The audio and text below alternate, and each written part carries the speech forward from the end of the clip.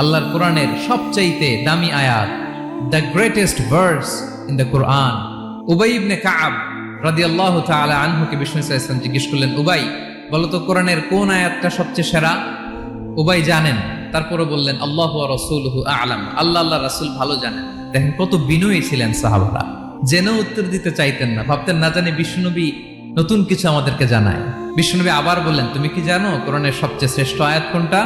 এবার উবাই ভাবলেন এবার আমি উত্তরটা দিয়েই দেই। তিনি বললেন আয়াতুল কুরসি, আল্লাহু লা ইলাহা ইল্লা হুয়াল হাইয়ুল কাইয়ুম, এটা শ্রেষ্ঠ আয়াত। বিষ্ণুনবী খুশি হয়ে উবাই ইবনে কাবের বুকে একটা চাপড় মারলেন, এরকম আদরের চাপড় দিয়ে বললেন, লিয়াহনিকাল ইলমু ইয়া আবুল মুনজির, হে আবুল মুনজির, জ্ঞান এবং প্রজ্ঞা তোমার জন্য মোবারক হোক, তুমি ঠিক বলেছো। সুবহানাল্লাহ পড়ে।